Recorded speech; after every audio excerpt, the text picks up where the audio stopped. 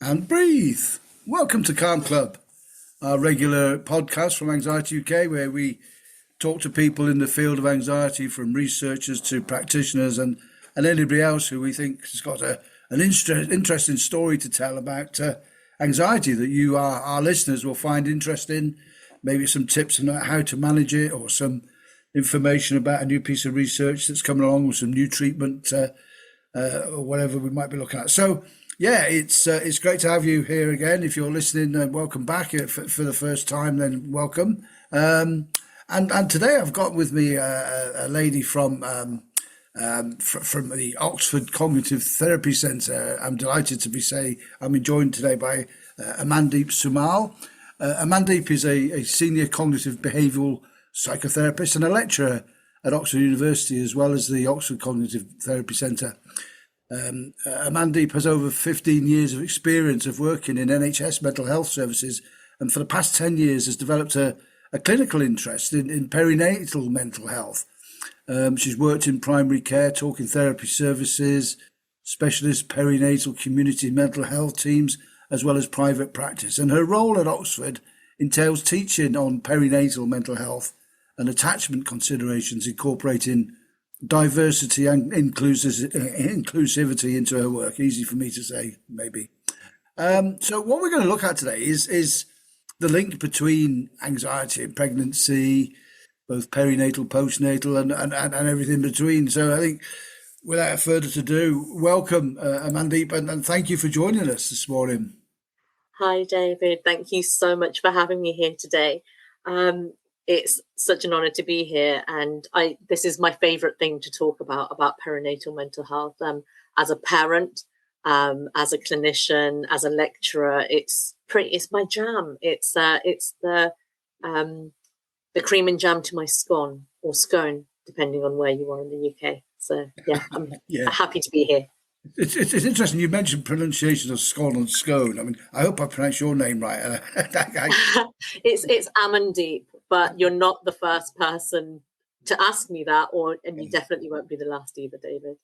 It's great to have you with us, and great to be talking about this particular subject. 'Cause I know that whenever we've done webinars or features in our Anxious Times magazine in the past about it, it's always got a lot of interest and engagement from our membership. I think it's a topic that it's particularly for the ladies is very close to their hearts. But I think even for the men, we need to understand sometimes what's going on with our partners and so forth. So it can be a very complex area as well, can't it? It can indeed, and I think I do fly the flag for the experiences of men during the perinatal period as well. They are 50% of that relationship. And we're talking about heteronormative relationships here, where partners are part and parcel of the family. And if we focus just on the mother parent, the biological mother here, we're missing a huge part of the puzzle. So a lot of the therapy that I do is about how do we strengthen the relationship with your partner too, and how are they experiencing the parenting experience, and how are they getting on? Because there's a huge amount of research, and I know that there's some really prominent people having conversations in the research field, and experts by experience in the Houses of Parliament fighting for the rights of men, and I find that it's just so needed as we try to navigate systems where we're trying to have shared parental leave, and at the same time there's no systems in place to support men having those shared experiences. For example, having changing rooms for babies, which are only in the female toilets and not in the men's toilets as well. So off topic, but you get what I mean. It's about making sure that the entire family is along for the journey in a healthy way. Exactly. So if for our male listeners, stay listening. Definitely, we are on board. Not female only topic today. Yeah, brilliant. Well, just tell us a little bit more then. What is the link between anxiety and pregnancy in general? Give us a bit of an insight into why it creates mental health challenges for us all. Well, that is a huge topic in itself. I could speak all day to it, but the most logical reasons that you're growing a baby, you're growing a child. There's going to be biological changes, hormonal changes. There's going to be lots going on for the biological mother to be able to continue to live her life as she sees it, as it is. So you're going to imagine that there's going to be a vulnerability there in health ways, but also in life. There's going to be loads of changes in the relationships that she has already. There's going to be changes in her identity, her role as a incoming parent status, her role if she's working. What is that going to mean? What kind of stresses might that bring financially? And then also, like I said, changes in the relationship. And there might be, I think statistically what we know is that domestic violence is increased during the pregnancy and beyond as things change in the relationship. But it's not just that. Thinking along the lines of, as soon as you become pregnant, what might come to the surface is all of the stuff that you have from your own childhood experiences. You'll be thinking about who you are going to be as a parent and whether that's something that you want to model from your own parented experiences. So what were your parents like with you? But also, what are you, and is that a good thing? Is that a good thing? Do you want to be the parent that your parent was with you? And you find yourself trying to decide and navigate that. So of course, that's going to increase your worries. It's going to increase the way that you think about things. It's going to increase your sense of responsibility because you are literally growing a new baby. And so there might be a lot of stress. And like I said, it's a huge life change. So things like financial implications, how are you going to afford this baby beyond birth, and how is that going to fit in with your life? The amount of people who I know who move house in the third trimester as their baby's about to come, there's likely to be lots of stress in that period of time. And that's not including things like health for the baby, worrying about these things. So there's lots going on in that period of time, isn't there? And of course, yeah, it's a good piece of advice there. If you want to move to a bigger house to prepare for the baby, do it earlier in the Exactly that. And but it's always in that, well, if you think about it, a move takes around 6 months. So it kind of makes sense that you're in the first trimester, you're feeling pretty awful. Not always. So commonly it's associated with nausea, with sickness. Some people are very lucky and have absolutely no symptoms. But if you're thinking about house buying processes, it does take around 6 to 9 months, and that is the entire duration of your pregnancy. So are you going to move before the due date or the day before? That's up to the universe and whatever's going on with that, or more so your solicitors and whether they have the urgency to get you through. We're slightly off topic there, aren't we? But never mind. Yeah, as always. But it's interesting because it actually makes you start to think about, imagine juggling the stresses and the anxiety of a pregnancy in parallel with the stresses and anxiety of moving house, two of the most anxiety-provoking events in your life, probably. All happening at the same time would be a real challenge. But anyway, bringing us back. And I think it is the homes, and I want to say RAHE or RAHS, RAHE stress scale names 5 items that bring you the biggest stresses in life. And pregnancy, moving home, changes in your jobs, that's already 3 out of those. So yeah, it's a huge, huge time for families going through that transition. And I suppose, just in some very simplistic terms, one thing to say maybe is expect it and don't beat yourself up too much if you've got all those worries and anxieties going on, because it's actually quite normal. We often talk about normalizing anxiety, don't we? But we don't think we do it enough. And, I think that people then worry about, oh, I'm feeling anxious, I shouldn't be feeling like this. No, actually, you should. It's fine. It's okay. It's are you still working through things? Are you getting through things on a day-to-day basis? And I agree with you there. I'm so glad you said that, because I think we're now in this day and age that when we say anxiety, there's almost a there's a stigma against, oh, you shouldn't be anxious about these things. But all of the things that we've named, that, those three key items, they're meant to bring a sense of threat, a sense of change.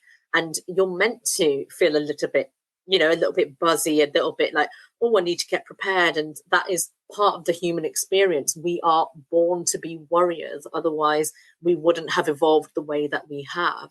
It's survival of the fittest. And part of that, the normal worry, is what makes us survive every single day. So it's a little bit like stop, look, listen when we're crossing the road. We could easily just cross the road, but we need to have that stop within us to be able to do these things. And in the same way, when you're approaching parenting for the first time, we need to have these slight elements of worry. So you can make sure your hospital bag is packed. You can make sure that you're going to all your scans and all of these things.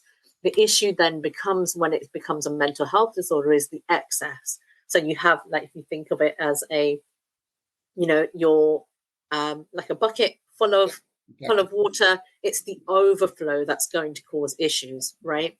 Yeah. So that's what mental health practitioners are here for, to be able to support you with the excess of it all. And also, I often say as well, it helps build resilience, having some of those experiences. That's the other positive, because building your resilience to help you cope with some of those things that come along and knock you off balance is important as well. It's when those fears and worries, those anxieties become so great that you can't bounce back and that you can't overcome them. You can't just deal with them. You're no matter how resilient you are, you actually stop functioning because it's so great a problem. And that's when we need to get help, isn't it? And I think that's, again, it's worth drawing that distinction between normalising it and saying it's okay, but also at what point do you actually reach out to get help or seek professional support? Yeah, exactly that. And it's about, and I guess resilience comes from having a perceived negative experience and being able to problem solve through it, despite all the obstacles that come your way, being able to spot the signs, being able to go, all right, this is what I need help with, and working through it. So, I'm not sure how much I believe. What's that saying? Whatever doesn't kill you makes you stronger, or something like that. Yeah. And I don't completely agree with that, because some incidents just shouldn't happen, and there's some really awful things that do happen in the world, and we don't want that. But it's about, it does make you stronger in a way, because you learn to overcome all those obstacles and you learn to thrive another day. So it's about being able to come through that intact and being able to build your problem solving skills, be able to rely on your network and come through it fighting. A little bit bruised, but still fighting. Yeah, exactly. Which again strengthens our resilience for the next time, doesn't it? Yeah. We talked a little bit in your introduction. I remember you mentioned it before as well, about the whole area around attachment and reflecting on attachment considerations and stuff. What is there anything there that we need to explore? Is there anything there we need to look at a bit deeper in this? Yeah, well, I think attachment is one of those buzzwords. I really love doing my lectures. So the OCTC, the Oxford Cognitive Therapy Centre, so we're a training centre for clinicians. So one of the lectures that I do give for external clinicians is attachment consideration. So it's thinking about attachment theory, who we are, how we make sense of the world in consideration, with taking into account your own parenthood experiences. So who you have attached to over time. And it might be that you've had a lovely childhood and you've got lovely parents and you have a secure attachment. And it makes sense that you will then go forth into the world, exploring, learning about the world. And that's what you're going to bring in your relationships and your relationship with your child. And that accounts for 70% of all relationship experiences, or 70% of populations tend to be securely attached. 30-ish% are people who might be insecurely attached. So That is a really big topic. So it's some things that you might want to research in your own time if you're listening at home. There's loads of resources on the internet in different ways. You can search on Instagram and TikTok. There's loads of videos out there, but be sure to make sure that it's with people who know their stuff.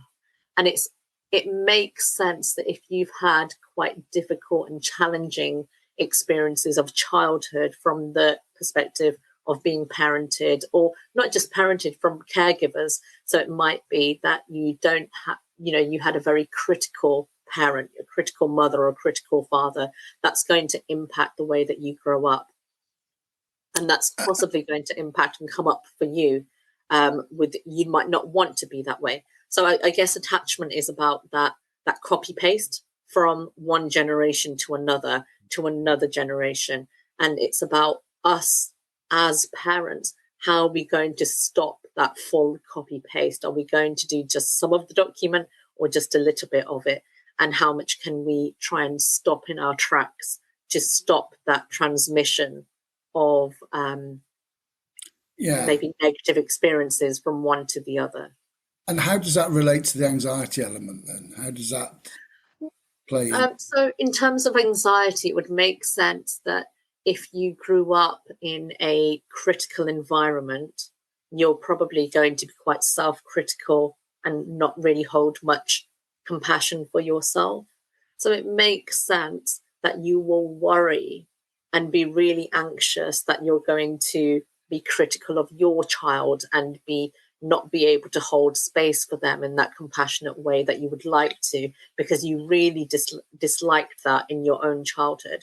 So there might be lots of self-criticism coming out in that way in terms of anxiety. So it might be, I'm not a good parent, I'm not good enough, I'm doing, all of these things, I'm hurting my child in some way. So that might come out in different ways. So, and then I guess, so if we're speaking specifically to attachment, it might be that you'll have worries and anxieties of not doing it in the same way, and your child to have the same experiences of you, and that will absolutely terrify you.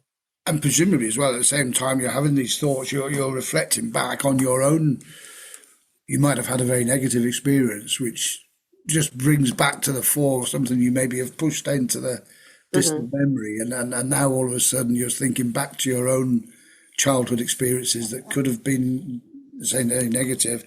That again is creating that level of anxiety, isn't it? Just remembering those experiences. But also being a parent, your children are going to do the most archaic thing, bring chaos in every single thing they do.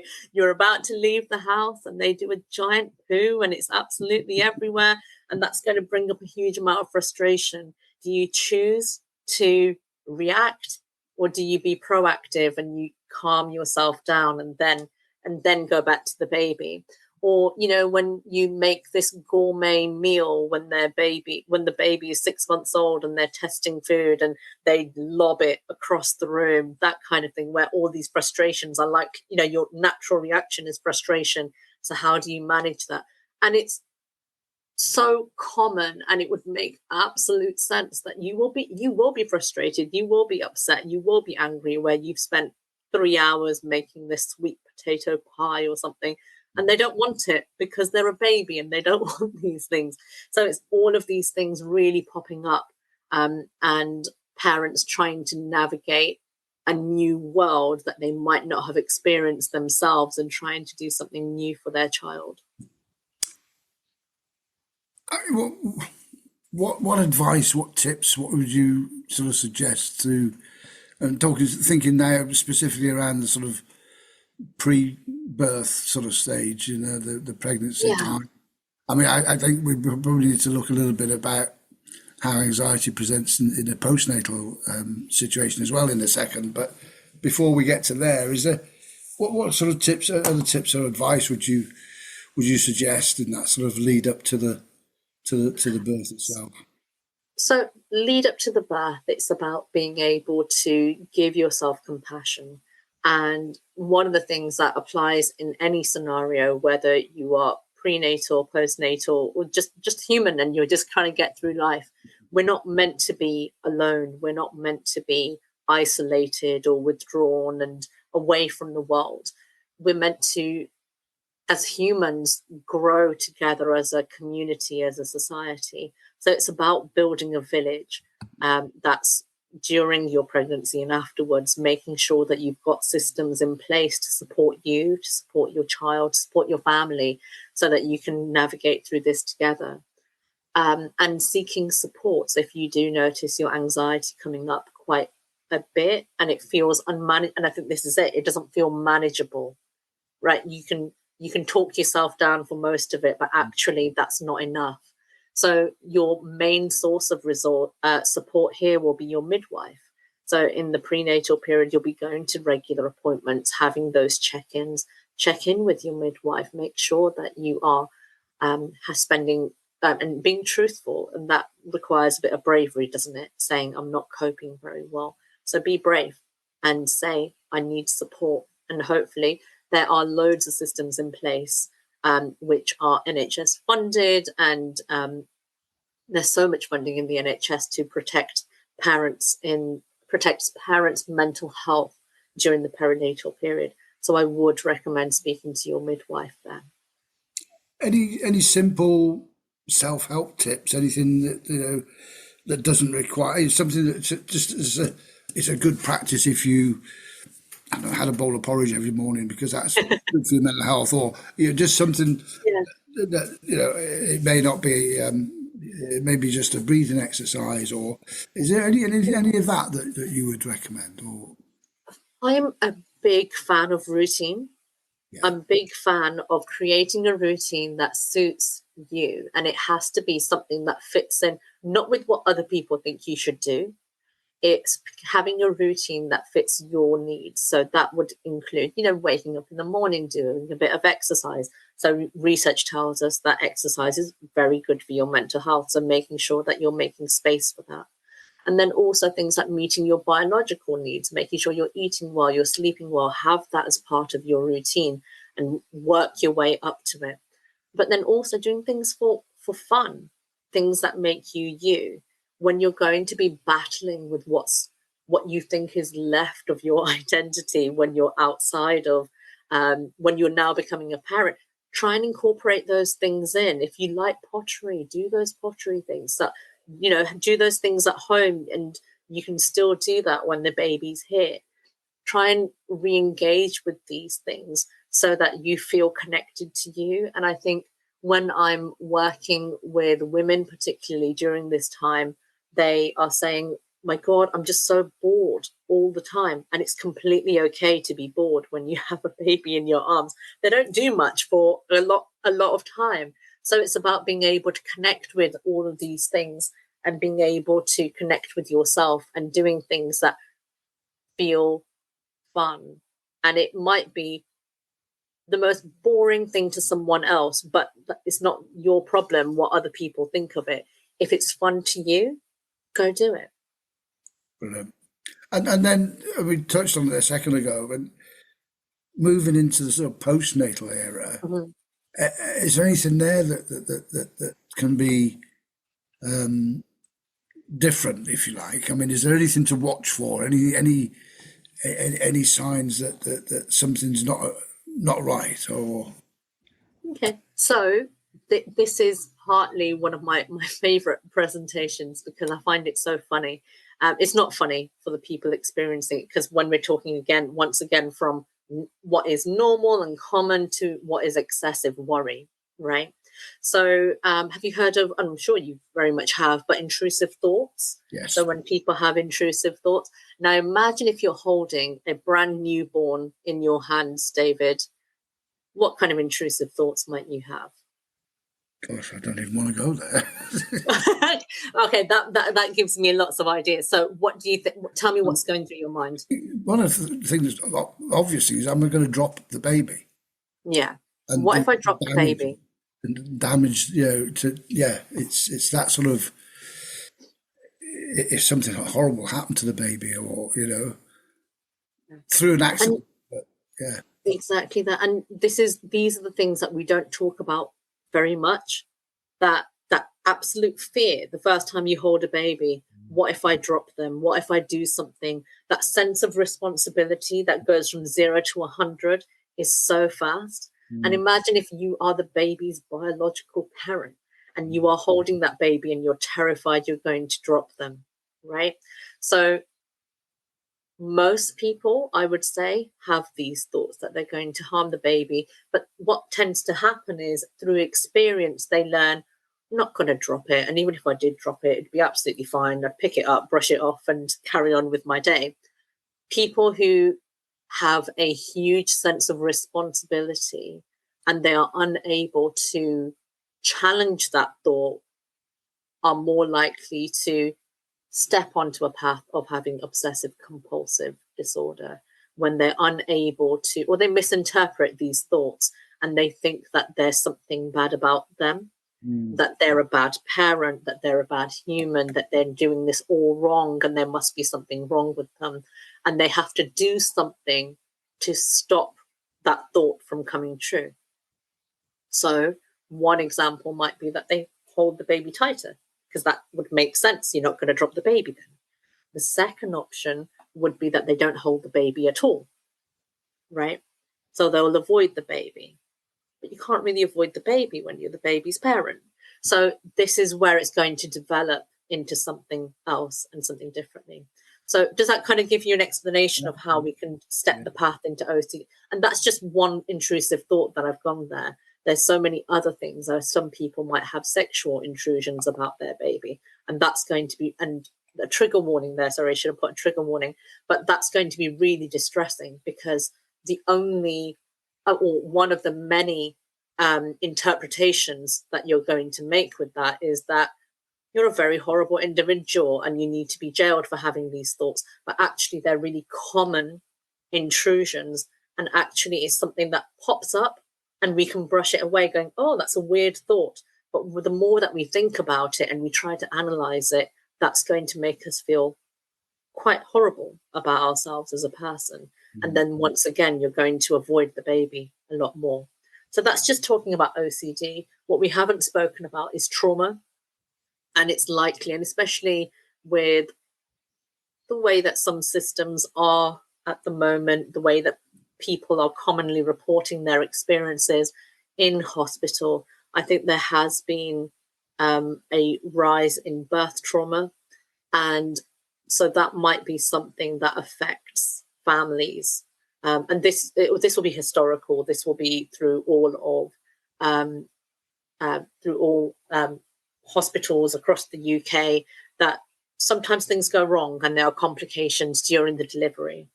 And then that means that you're going to not have, you might have a trauma memory associated with that. And that might lead to flashbacks and nightmares and impact on your relationship with your baby, your relationship with your partner, and your relationship with health systems. So that in itself is a huge topic, which once again I could talk about all day. But it's one of those things that we, as mental health services, are trained to support you with. So if you do notice yourself having flashbacks and nightmares about your birth experience, please seek help. Please seek support from your GP, from your midwife, from your health visitor, so that we can, and then they can make the necessary referrals to support you with this. And this applies to you too, men. The number of people that I have seen who, I've seen women who gave birth, but actually the partner witnessed it all happen. And it was a horrible, horrible experience for them. And they also are experiencing flashbacks and nightmares, which makes them feel withdrawn and isolated. And they might have post-traumatic stress disorder, PTSD, as a result too. So it's one of those things that, yes, look out for yourself, but also look out for your partner, seeing how they're coming along and the bond that's going to, and quite clearly that's going to have an impact on your evolution as a family together. Yes, very much so. And actually thinking about that, I mean, quite often people say to me in ordinary sort of life experiences. How do you start a conversation with somebody you're worried about, that you think might be, experiencing anxiety? It may be in a workplace or a colleague or a friend or whatever, but that must be even more challenging in that sort of dynamic of you're a young couple who's just had their firstborn, and you suspect that your partner's got some real challenges. How on earth, there's so much going on. It must be even more challenging to start that conversation. So this is something that I recommend to all of my clients. So I'm a couples therapist too. And one of the things that I say to them is like, do you guys have a check-in? And they're like, what do you mean? Yeah. What do you mean you check? We see each other every day. I'm like, no, you see each other, but do you make space for one another? Do you have that time when you say, Sunday check-in, let's go have some 10 minutes to ourselves? And you can do this absolutely anywhere. It might be that you're having your Sunday coffee and you do your check-in. The kids are in the other room playing, or they're doing their bits and bobs. And this is for any parent. This is any person, whether you're in a relationship and have children or don't have children. Having a time where you just make 10 minutes to check in. And it could simply be that you're both in bed and you're about to knock out, but you actually say, let's do the check-in. It's an active attempt to connect, and then just say, this is what went well in the week. This didn't go well. How's your mood? Do you think that we're okay? Are we okay? Are you okay? Are you okay? So you do it as individuals, you do it together, and you'll come up with some really interesting stuff. Like, you know what? Like, this person came round and they made these comments and I didn't really like it. And then you can have an active discussion around that. Or it might be, you've been at work all week and I've been stuck with the kids and I'm really struggling. So so it's once again problem solving through those things. And it might be, you know what? Let's invite your mum around. She can have the kid, and we're going to go out just for a drink, or we're going to go out to spend some time together and have that moment to connect. So it's us again. And I really believe that having that check-in allows you to make, it might be practical things at first, but then it will make space where you can be vulnerable and you can say, I'm really struggling with my mood. I'm really struggling with these thoughts. I'm really struggling with this worry that we've got the baby's jabs coming up. And what if something awful happens and they are that 1% in the side effect? What will we do? And then your partner can reassure you, or they can take that off you, say, I'll do the jobs. You stay at home. You can problem solve together and work it out. That's a really valuable piece of advice. That's great. Thank you for that. That's really interesting as well, because I can think of situations where that would have helped for me to have had those sort of conversations, not necessarily in a personal relationship, but even in a work relationship or as well. It doesn't have to be, you can have those check-ins with a colleague as well, as a partner, couldn't you? Really, you can, and I think it's just lovely to do it. And I think as we've evolved into this kind of hybrid working from home business, we don't get to do the coffee in the kitchen, these tiny kitchens that we have in our work structures, and we're making our coffee going, just had the most awful meeting, and you don't get to do that anymore. No. So as this is now occurring, making a 10-minute meeting with a work colleague, or with your partner, your parent, your child. Yeah. I do it with my little one. So my little one is 6 years old, and we do our daily check-in just before bed. And of course, it's not 10 minutes, it's then 30, because we're trying to avoid bedtime. But it's our check-in, it's our time to be together. It's a time of connection. And that is what resolves everything, right? It resolves the attachment difficulties, it resolves the disconnection from the world. It gets you connected, it gets you present, and it gets you feeling nice about yourself. Brilliant. We seem to have covered a lot of ground, and it's been fantastic. I always often get to this point when thinking, is there something I've forgotten to ask you? And what I tend to do is turn the tables on the guest and say, well, what haven't we talked about that you would like to mention? Okay. I think I've taken you on about 6 different tangents, but and I think what I do want to just take take our listeners to is maybe the charity sector, right? So we know that some systems are stretched. You might be on a waiting list for the NHS. There are humongous amounts of charity organizations who will be able to support you with what you're feeling right now. The one that's coming to my head is Tommy's. It's a charity for children, the children and parents. And there's huge amounts of charities out there. So if you just search anxiety in postnatal anxiety, and then you put your town, you're going to find huge amounts of results. So I live in Birmingham, so there's loads of there's a charity called Acacia, which is built especially for parents here, and they have groups, they have check-ins, they have befrienders. They've got a huge amount of resources. Yeah. So these are the things that you can look for in your local area, because there is nothing better than the right fit of a mum friend or a dad friend, the person that you can rely on and say, oh my God, I'm having these intrusive thoughts. And like, yeah, me too, because it normalizes everything. So I think that's what I would say. So once again, we're coming back to building your village, building your resource network, but doing it via the charity sector and seeing what's available in your local area. I mean, we of course, at Anxiety UK, we have some resources ourselves that you might want to explore for the individual. We don't have a specialist service for providing support for specifically for postnatal anxiety, but we do have some resources and information about it, and as well as our therapy services if that's of any use. Great. But you're right to draw attention as well. There's some charities that are very specialist in this area, and it is a very specialist area, so it's good to get the mix of both in there. Fantastic. I've really enjoyed doing this today. Thank you for your time. I'm sure our listeners will have enjoyed it as well.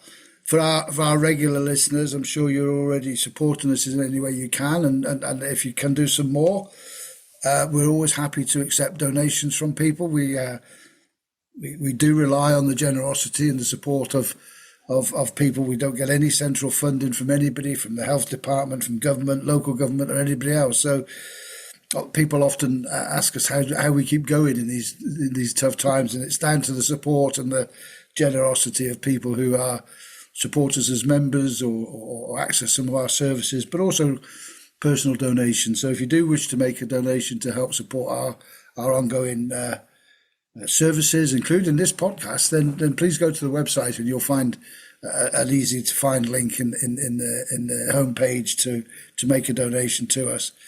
I'm not sure what our next topic is going to be, but we will be promoting it through the website and our social media channels as soon as it's booked in and available.